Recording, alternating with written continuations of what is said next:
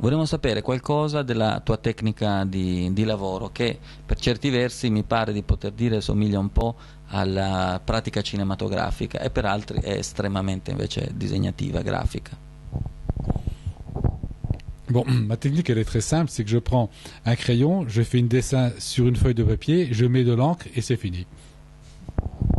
La tecnica è molto semplice, prendo un pezzo di carta, ci disegno sopra e poi la inchiostro ed è terminata. Però abbiamo come l'impressione che ci sia un altro lavoro precedente a questa fase. Alors là, plus sérieusement, c'est que moi voilà comment je pratique. Hein. C'est que j'écris d'abord une histoire. Quand je me mets à faire une bande dessinée, c'est pour raconter une histoire.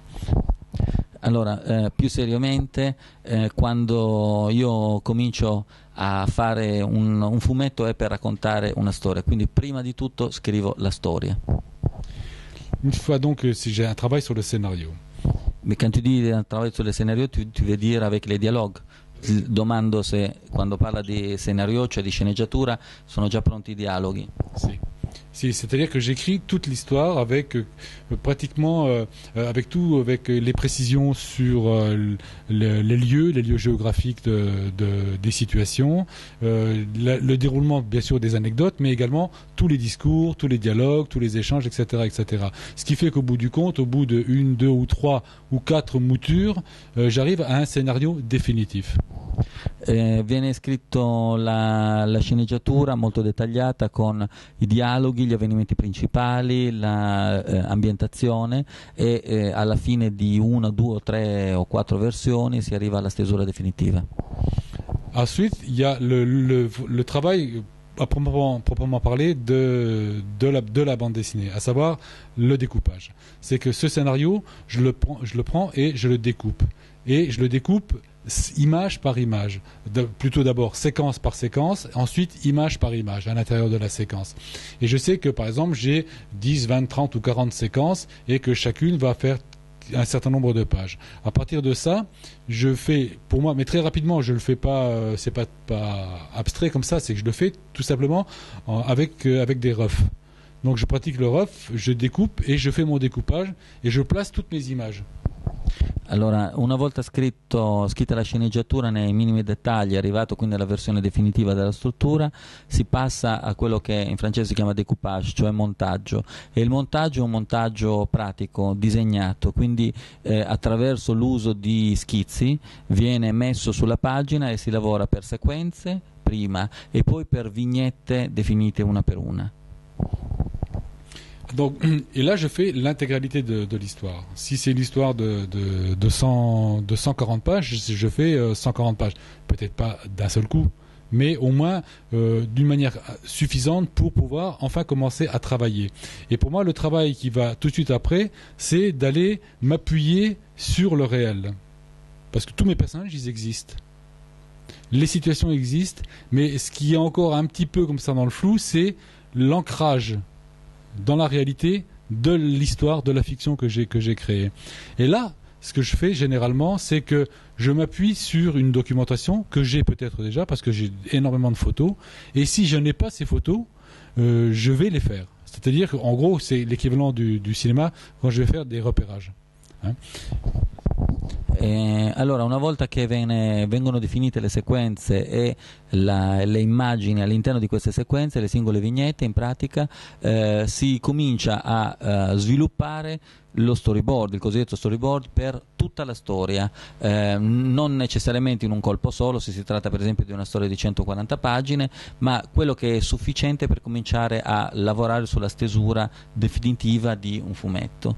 E in questo caso quello che serve è, una volta che ha identificato i personaggi, le situazioni e anche l'ambientazione, è l'elemento diciamo reale, cioè ciò che serve a fare diventare reale le determinate scene. Per questo motivo, considerato che ha un'enorme quantità di fotografie, queste qua servono da documentazione per i disegni.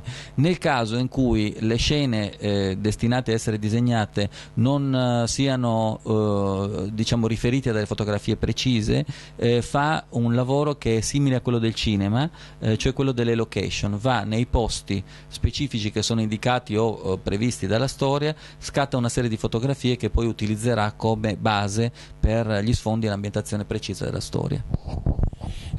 Par exemple, pour l'autoroute du Soleil, j'ai pris ma voiture, je suis parti de Nancy parce que c'est là que ça commence et je suis descendu jusqu'à Marseille. Et là, j'ai pris tous les endroits, tous les endroits géographiques, parce que je connaissais un petit peu le pays, en me disant, je vais aller là pour telle séquence, là pour telle séquence, là pour telle séquence. Et quand je suis revenu, j'avais quasiment pratiquement toute la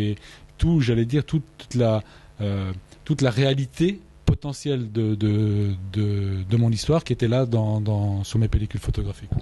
Per esempio, per la storia dell'Autoroute du Soleil, che comincia a Nancy e poi termina a Marsiglia, ha preso la macchina e ha cominciato a scattare le foto, aveva un'idea prima precedente del percorso e quindi anche più o meno dove avrebbe potuto ambientare una serie di sequenze, e ha sviluppato e approfondito tutta una serie di appunto sequenze fotografiche che sono poi servite per la base del racconto. Quando è tornato da questo viaggio aveva già praticamente una mappa fotografica di quello che sarebbe stato poi l'aspetto definitivo del libro. Donc, et ensuite, je reviens encore à nouveau sur le découpage, le rough que j'ai fait. Et là, je vais regarder au niveau d'une manière un peu plus précise sur la scansion du récit, sur les rythmes que je donne au récit. Et là, il est possible que j'apporte quelques modifications, quoi. Et j'arrive à une forme définitive qui, pour moi, c'est la chose sur laquelle je travaille beaucoup, c'est sur le vis-à-vis. C'est-à-dire sur les pages qui sont l'une en face de l'autre, quoi. De manière à travailler à la fois sur les symétries, sur les ruptures, sur les diagonales, sur des choses comme ça, qui sont destinées à mettre la dynamique du mouvement. Et souvent, moi, je raconte des histoires qui sont sur la route, des choses comme ça. Et donc, c'est pour moi de donner la dynamique, y compris de la dynamique à la lecture. Hein, c'est une chose qui est très importante dans la mesure où ça fait partie intégrante de l'histoire que je raconte. Donc, au niveau de la construction de mes pages, de mes séquences, c'est une chose sur laquelle je suis très attentif, quoi. E una volta praticamente ritornato si fa i conti con tutta una serie di reperti fotografici che servono per la documentazione, e questo può modificare anche la stesura, che è la prima stesura che viene fatta nello storyboard, naturalmente. E la seconda fase, diciamo quella del disegno definitivo, comincia a considerare molto seriamente il ritmo, che è un ritmo visivo legato anche a aspetti dinamici e che può essere che deve fare i conti, diciamo, con quella che è quello che lui definisce in francese vis-à-vis, cioè le pagine che si guardano, le pagine doppie, no? Perché lo sfogliare del fumetto si basa sempre su due pagine che sono aperte, quindi il rapporto dei disegni della pagina sinistra deve essere molto preciso rispetto al rapporto dei disegni della pagina destra, per esempio, e questo serve per suggerire una dinamica della lettura che è estremamente importante all'interno del modo di raccontare di Barou. Quindi questa è una fase che sottolinea prende in genere molto tempo, alla quale lui presta moltissima attenzione. Et ensuite, après, bon, c'est quelque chose de beaucoup plus traditionnel, quoi. À partir du moment où je rentre dans le dessin, proprement dit, bon, moi, j'ai une manière, peut-être que beaucoup de monde fait comme ça, mais je sais pas. Enfin, par exemple, quand je te vois travailler, on travaille pas tout à fait de la même manière, quoi. T'es beaucoup plus aérien dans ton approche graphique. Moi, je suis beaucoup plus pesant. Quand moi je dessine, comme je dis toujours, je dessine avec mes épaules, je dessine pas avec ma main. Et donc là, quand je rentre dans le dessin, j'ai besoin de pas être trop à l'étroit. Donc, ce que je fais, c'est que je dessine à côté de la feuille définitive sur du papier bêta de machine à écrire. Et là, je suis libre. Je suis libre de l'espace. Et ensuite, une fois que j'ai fait le dessin et que je me dis c'est celui-là que je vais prendre, je le prends et je le translate comme ça sur la feuille définitive avec un appareil bête, une chose technique, c'est ce qu'on appelle un épiscope. je le mets dedans, et après là je reproduis directement mon dessin sur ma feuille au format où je veux qu'il soit, et avec l'angle, enfin tout ce petit travail qui fait que la vignette elle devient définitive à ce moment-là, quoi. Mais je dois avouer une chose, c'est qu'à partir de ce moment-là, moi j'ai pratiquement fini de dessiner, quoi. C'est que pour moi le plus grand moment, c'est le moment de la liberté. J'ai deux grands moments. Celui du rough, quand je vois l'image, toute l'histoire qui apparaît, avec ses rythmes, avec ces choses comme ça, je dis ah ça va, je crois que là c'est bien. Et l'autre moment, c'est celui du plaisir, là la jubilation du dessin proprement dit, quoi. Après l'encre, tout ça, c'est un peu de la cuisine. Moi je le fais, mais c'est de l'artisanat. Pour moi c'est de là. Le grand moment, mon grand plaisir, c'est un peu à ce moment-là, c'est avant.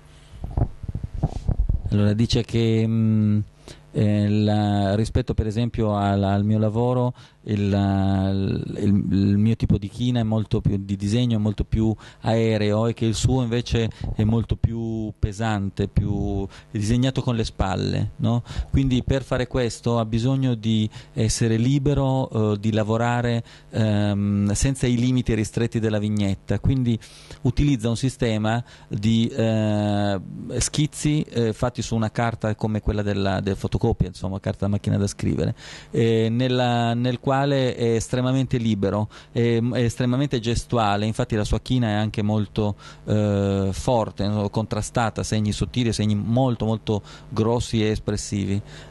Questo genere di rapporto viene quindi espresso e definito in una fase a parte, fuori dalle tavole. In un secondo momento prende un episcopio e proietta questi stessi disegni trovando l'angolazione corretta e tagliandoli quindi all'interno delle vignette. Questa cosa determina, diciamo, un aspetto che è più lui lo definisce come della cucina, diciamo, quindi meno divertente. Questa cosa è curiosa perché invece per me è la parte invece più importante quella.